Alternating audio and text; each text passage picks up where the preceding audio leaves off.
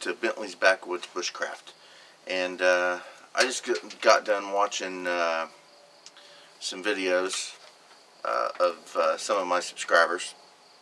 And I watched Sty North's video on his favorite bit of equipment. And he tagged me and wants to see my favorite piece of equipment. And I really truly like Sty. He is a very nice, awesome, cool guy. I mean, I've got nothing but great and positive things to say about him. And I've never met him personally, but I'm really fond of him. I really am. And I've actually talked to my wife about, you know, contacting him and actually going to visit him. It's probably nothing that we'll be able to do anytime soon, but I have discussed it with my wife, and you know, she's up for that as well. She thinks it's fantastic that I do this, because I'm a stay-at-home, dad. I'm retired. I don't work anymore. Physically, I have a few ailments that just keep me from doing a lot of stuff that I want to do, and it's mainly my own fault for the way I acted when I was younger. But so anyway, Sty tagged me and wants to see my favorite piece, my favorite bit of equipment, and I figure I will tell a story, and that story will kind of be a little enlightening, I think, to a lot of people, and maybe not even really in a positive way, because the story I'm gonna tell, isn't really, in certain aspects, this isn't really a great story, but I'm gonna tell it anyway. So my daughter, my oldest daughter, Shanae, is 27 years old, and gave me my first two grandchildren, Seth and Spencer. They lived here for the last couple years, about 3 years. They lived here just before Seth was born, and they just now recently left for Colorado. Pardon me. But and this does tie into my favorite piece of equipment, to be totally honest. It does tie in. But when she was born, I wasn't around, and I really regret that. I really do. I really had no connection with her mother. Things happen, and I was a young person who basically was just living my life. I had no ties to anybody or anything, and that's really how I lived my life for a long time. And I even, I was in my early mid-20s, and you know how guys in their 20s are. Well, I was that way times 10, I'm sure. But I wasn't around when she was born. As a matter of fact, I didn't even know that I had a daughter for a considerable amount of time after that. She didn't grow up with me. As a matter of fact, I only saw her once or twice her whole entire childhood. And that was my fault. Completely my fault.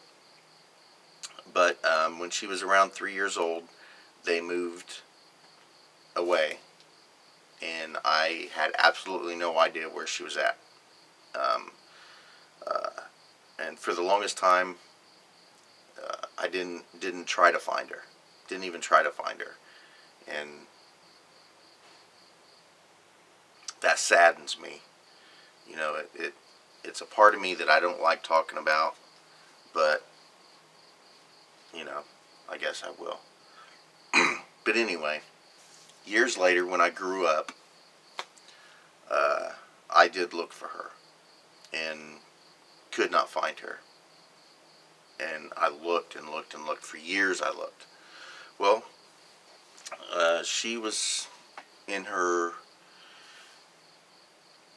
mid to upper teens when I finally located where she was at. And she was living in Colorado. And I found out that through problems in her life, she had been removed from her mother and her mother's husband and was placed in foster care. And eventually she got adopted by a family in Colorado. And I contacted the Child Protective Services in Colorado and spoke to a person, and they just bluntly came out and told me that it had been more than 7 years since I'd had contact. I had no rights. They weren't going to inform me where she was at, and basically I just needed to stay out of her life. And that was basically what they said. And I did. You know, I understood that I had not been there her whole life. She didn't know me. I didn't know her. And the problems and issues that had went on in her youth really caused issue. So, you know, even if I had gotten contact with her, you know, it would have probably been extremely rough at that point. It would have been extremely rough and difficult, if not impossible, to have a connection with her. So, and I figured, because she was probably 16 or 17 at that time. And I figured, you know, when she hit 18, maybe, you know, at that point, there was nothing anybody could do about it, and maybe we would get in contact with each other. So anyway, time passed, and I get a phone call from my mother, and which is not something that happens every day. My mother and I do not have a relationship whatsoever, and I'm quite happy about that. But I get a call from my mom, and she says, somebody's here that wants to talk to you. And I'm like, well, who is it? And she's like, well, I'm not going to tell you, just come over here and see who it is. So reluctantly I went over, and there stands Shanae, my daughter, pregnant. And I was excited. I was ecstatic, really. I was just ecstatic. She stayed with us for a year, and her problems and issues did not go away. As a matter of fact, I think they probably got worse. But my wife and I tried everything we could possibly think of to help and assist her in trying to normalize her life. And there were just certain aspects that were not going to be fixed and altered no matter what we tried. Eventually, we had to tell her that if she wasn't going to improve herself and her situation, us allowing her to remain that way wasn't helping the situation. She didn't understand that, and I can understand that, because how many 20-some-year-olds understand that kind of stuff? You know, I thought I knew everything at 20. You know, it wasn't until much later I realized I didn't know anything. I still don't know anything, but at least now I know that. But so anyway, we had to tell her, you know, you've got 6 months. You know, take care of these situations. Well, 6 months came and went, and nothing. No improvement. And by this time, Seth was here. And as everybody who watches my channel knows, I love him more than words can say. But we told her, listen, you have to accomplish this, this, and this. And if this isn't accomplished, you know, we gave her a deadline. First one was 6 months, and it didn't happen. And so then I moved the deadline, which probably wasn't, you know, something I should have done, but, you know, my heart told me I had to do it. So I moved the deadline. Well, it still didn't happen, and nothing was improving. So finally we just had to tell her, listen, I'm sorry, you can't stay here anymore. So we helped her get another place, and that didn't work out well for her. Excuse me. So her lifestyle still maintained and continued in what I consider a negative way. So eventually things just wasn't going well for her at all. She got into many bad relationships, and just would not accept our advice on anything. And eventually married the wrong person, and shortly afterwards went back to Colorado and got a divorce from the wrong person. But anyway, so now she's in Colorado. So that's kind of my relationship with my oldest daughter. It is kind of sad, and it's all my fault. I accept full responsibility for that. But I tell you that story so that I can show you my favorite bit of equipment. So one day she comes over and says, hey, I got something for you. And she handed me what's inside this bag.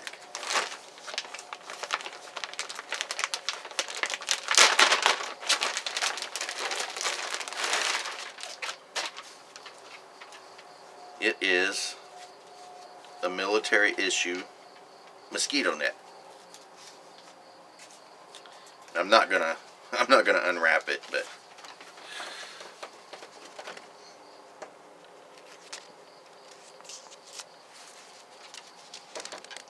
it's a military issued mosquito net. So she gave this to me, and I think emotionally it really influenced my favorite piece of equipment. Although it's a fantastic piece of gear because it's extremely useful in many situations. I can use it as shelter. I can use it as cover of all sorts. I can use it as a mosquito net protection. I can use it for fishing. I can, you know, use it for many things. So it's a really nice piece of equipment in of itself. But there's an emotional attachment because she gave it to me. Our relationship isn't the greatest, I would say. You know, I love her with all my heart, and anything and everything I've ever done has always been to try to help her. And since she's been back, that's all I've tried to do, is do everything I can possibly do so that she doesn't make the same mistakes that I made, and so that she doesn't have to go through the heartache and the trouble and the pain that I've went through. But I understand you can't learn from somebody else's mistakes and experiences. I understand that. She's going to have to do her own. But anyway, she gave me this mosquito net, and that, I have to say, is probably my favorite bit of equipment. not only because it has multiple practical uses, but there's an emotional attachment. And I don't have emotional attachment towards material things almost never. Not my gear, my Backwoods survival prepper gear, any of that stuff. I don't have emotional attachment to any of it. That's why it's very difficult for me to do videos on my favorite piece of this, or my favorite kit, or my favorite this or that, because I don't really have any. I don't have anything that's really old or that's been handed down. Lots of mosquitoes. I have nothing that's been handed down from generation to generation. So maybe this will start that tradition. This mosquito net right here is my favorite piece of gear. So I plan on having a lot of use out of this, and I hope one day I can hand this down to Seth or Spencer or any other grandkids that I may have in the future. A whole bunch, I hope. But so that's my video for Sty. It's not quite a Sty story. I understand that, but I don't expect to be able to do Sty stories. You know, this is maybe I'll call this Richard Remembrance, or something to that effect. So anyway, my favorite piece of equipment is this mosquito net, because Sinead gave it to me. Thanks for watching Bentley's Backwoods Bushcraft, and enjoy the outdoors.